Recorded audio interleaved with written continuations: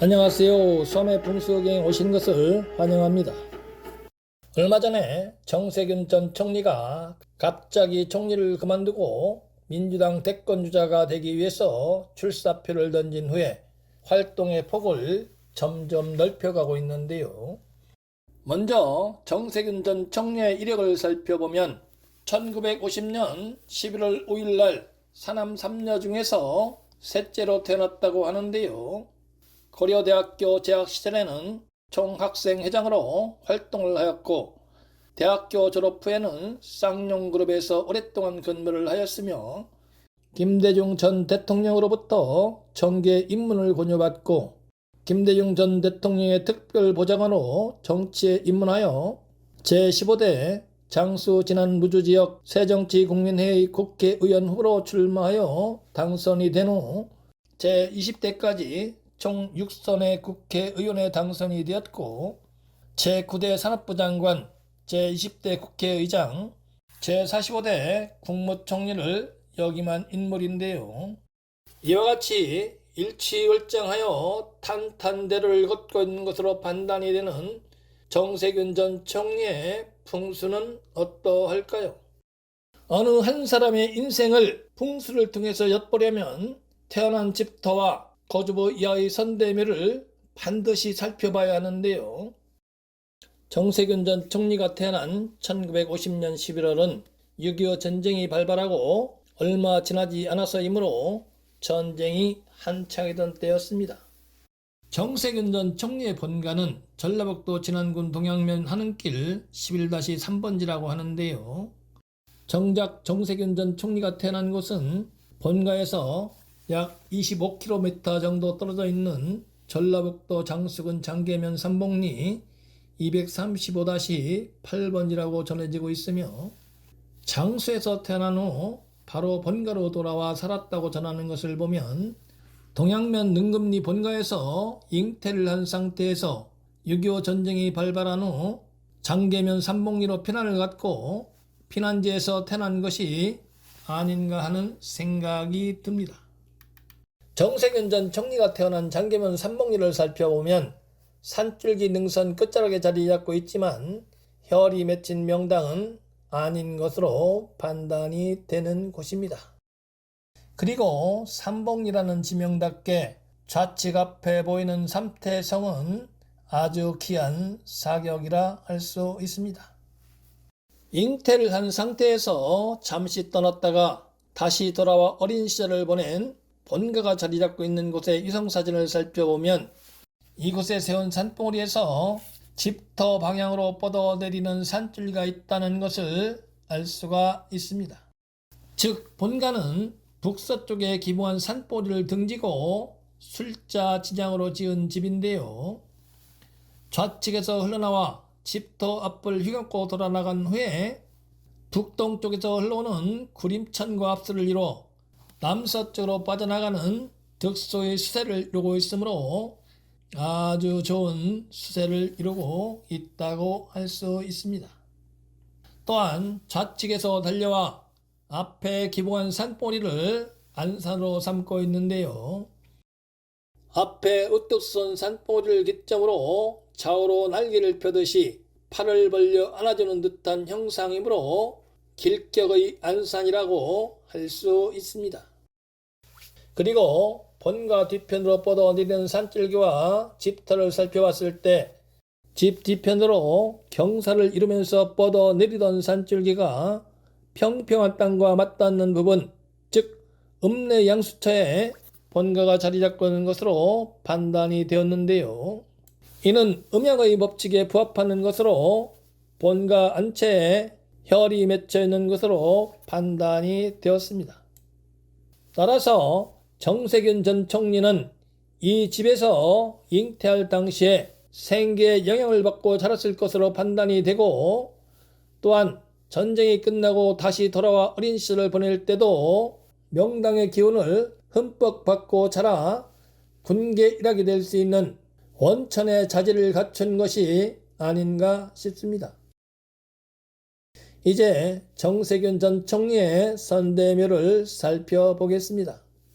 정세균 전 총리의 5대 조묘를 먼저 살펴보신 분들이 정세균 전 총리가 5대 조범의 기운을 받고 태어났다 하셔서 한껏 기대를 하고 찾아왔습니다만 당판이 혈장이라고 하기에는 많이 협소해 보이고 묘지 계절에도 커다란 바위가 박혀있는 모습이 역력하며 또한 계절 앞에 전승도 커다란 바위가 떠받치고 있으므로 해서 흙이 유실되지 않고 붙어있는 곳에 묘지가 자리잡고 있는 형상으로 보였습니다. 그리고 묘지 밑으로 뻗어내리는 산줄기가 이리저리 갈라지는 형상 등을 감안했을 때 묘지가 자리잡고 있는 곳에서 산줄기가 멈추지 않았다는 것을 입증해주는 증거라 할 수 있으므로 5대 조범위에 혈이 맺혔다고 보기에는 무리가 있는 것으로 판단이 되었습니다. 또한 앞에 조안도 아주 가깝고 높아서 압이 되는 것으로 보였고 더구나 대부분 바위로 이루어져 있어 험악해 보이기도 하였습니다. 따라서 5대 조범면은 맥은 타고 있지만 정세균 전 총리의 성장과 집안에 큰 도움이 되지는 못하였을 것으로 판단이 되었습니다. 이번에는 조범면을 찾아왔는데요. 저 위에서 뻗어 내리던 작은 산줄기가 도로를 통과한 후에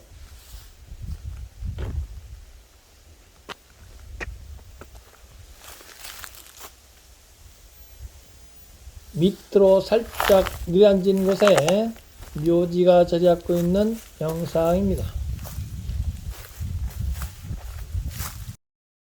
묘지를 조성하면서 좌우로 넓혀 놓았기 때문에 당판이 제법 넓어 보이기는 합니다만 묘지로 뻗어내리는 산줄기가 워낙 나약하기 때문에 혈이 맺히지는 못한 것으로 판단이 되었습니다. 그리고 오른쪽에서 흘러나온 물이 좌측으로 흘러나가는 수세에서 내륙에서 조부묘 좌측으로 갈라지는 작은 산줄기가 감싸고 있고 앞에서도 이와 같이 감싸는 산줄기가 있고 그 뒤편에도 높은 산줄기가 겹겹이 감싸는 형상을 이루고 있으므로 조부묘로 인해서 손해를 보는 일은 없었을 것으로 판단이 됩니다. 이제 조모 해조심의를 살펴보러 왔는데요.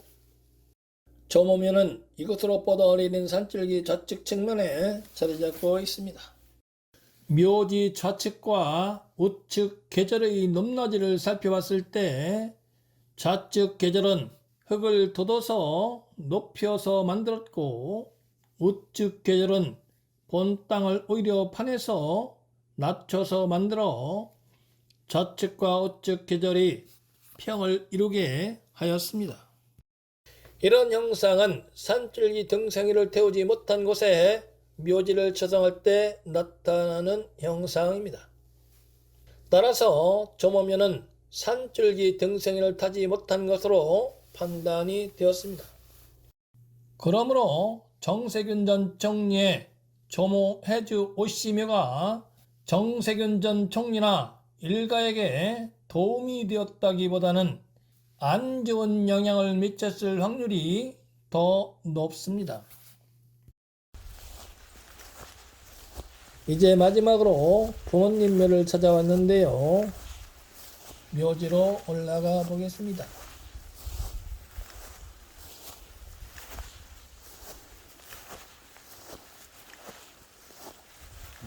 묘지는 쌍문으로 조성이 되어 있네요. 선행하신 모든 분들이 혈이 맺힌 병장이라 소리 높여 주창하시는 묘입니다. 묘지로 입사하는 산줄기 형상을 살펴보기 위해서 뒤쪽 산으로 올라가 보겠습니다. 참으로 난해합니다. 산줄기 등성이가 분명하지 않습니다. 그러다 보니 물이 핥히고 지나간 흔적도 있습니다.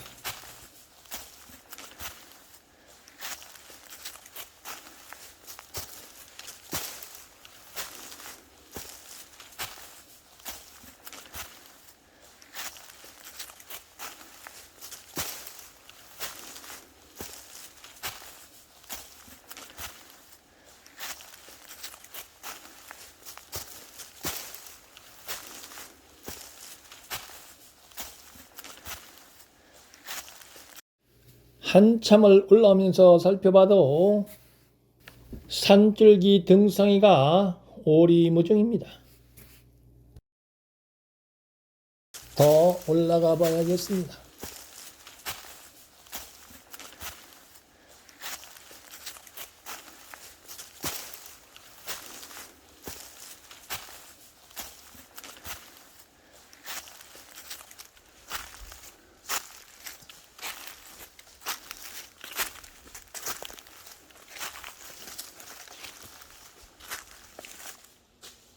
묘지 뒤쪽으로 약 100m 정도 올라왔는데요. 산줄기의 형상이 뚜렷하지 않아서 저곳에서 갈라지는지 여부는 확실하지 않습니다만 이제 다시 묘지 쪽으로 내려가 보겠습니다.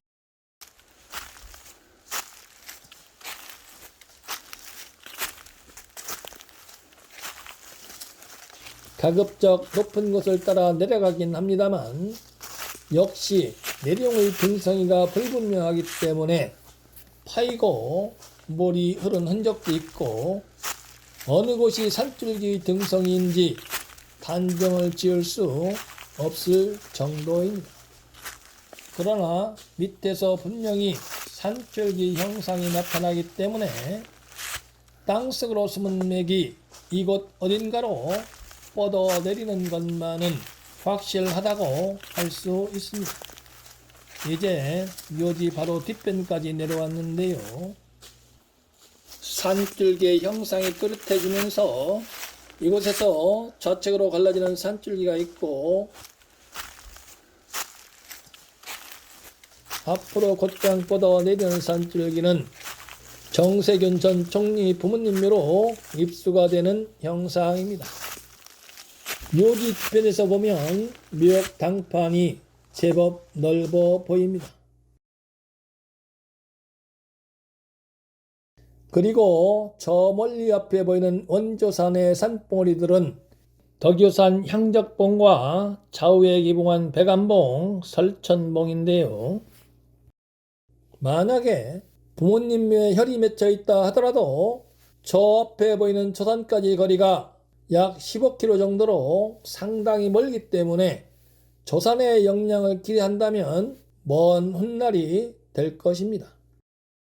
좌청룡과 오백호가 잘 갖춰져 있어 혈을 맺을 수 있는 외부적인 요건은 갖춘 것으로 판단이 됩니다. 그래서 그런지 주변에 비해서 토질은 양명하고 단단해 보입니다. 그런데요, 묘역을 형성하고 있는 산의 형상을 살펴보면 좌측 앞으로 돌출이 된 듯한 형상이 보이는데요.